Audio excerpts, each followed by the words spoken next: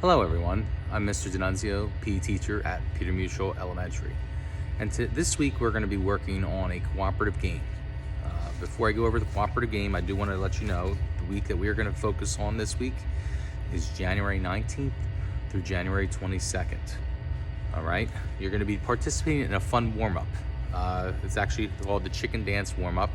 I know a lot of you that are in 3rd, 4th, and 5th grade probably think the chicken dance, you're too young for it, but there's a very fun warm-up that you're going to do with it. It's a video that gets you up, gets you on your feet, and gets your body moving and grooving. And that's what we want with warm-ups. All right, because even though you might be doing some sort of dance, you're still stretching your muscles, you're still getting your heart rate up. And that's what I want for you when it comes to the lessons here at Peter Mutual. Get you up and get you moving fast. And that's what we would do if we were here full time. All right, so for this week, we're gonna focus on a cooperative game. And I'm supposed to be teaching you 2 skills a week.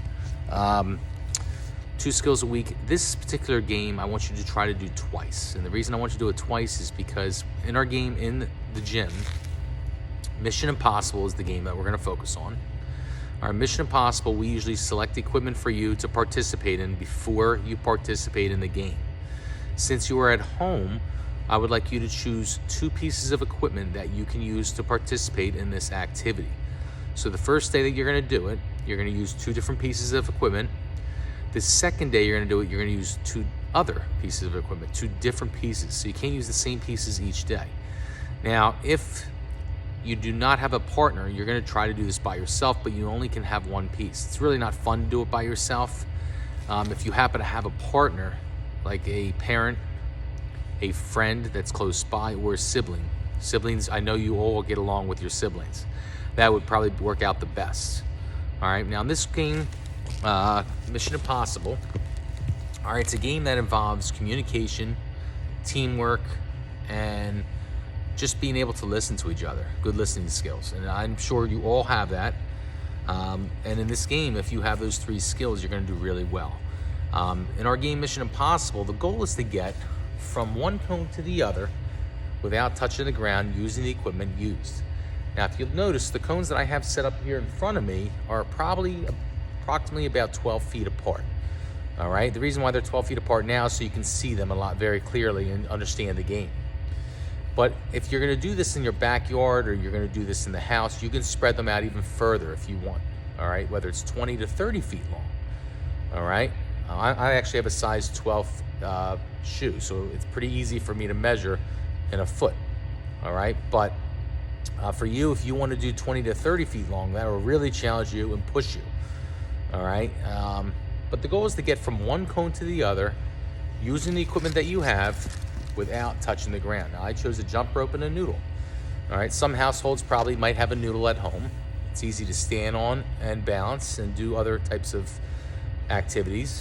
And a jump rope will be easy to stand on and move as well.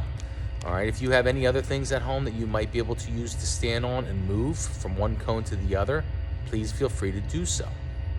This game gets tricky because in a cooperative game, you need to work well with someone else or work well in a team. And everyone likes to have their say and likes to tell you that their way is the right way.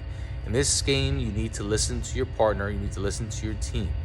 All right, now in the gym, we would play this game and for a cooperative game. So I know it's tough to do with just a partner, but we will make it work.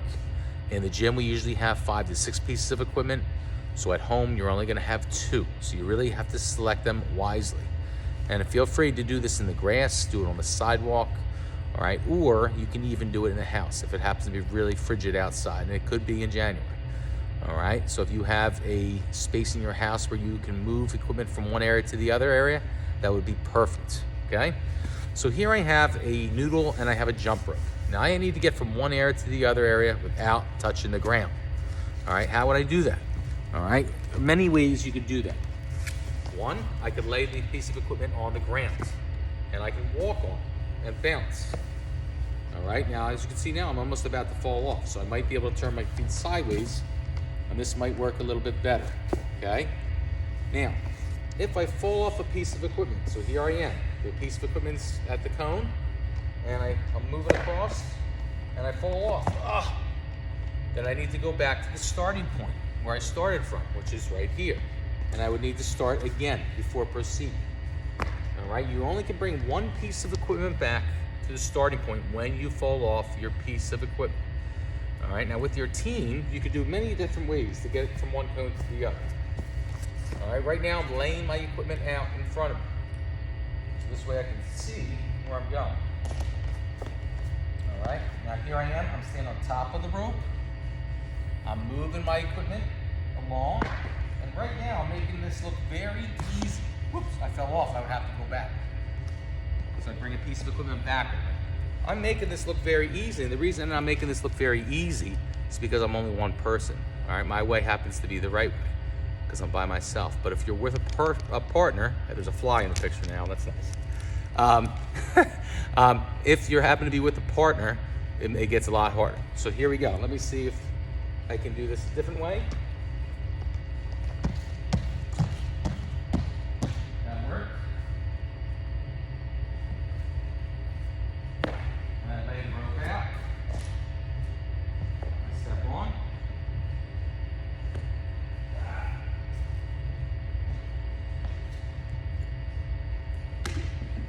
Ta-da! All right, so I did it. Now again, I only went about 12 feet. 12 feet is a decent amount of distance. In the gym, you usually go about 50, probably 50 feet. So our goal is to go at least 20 to 30 at home. That would be the best distance to go, because 12 feet is kind of small for two people.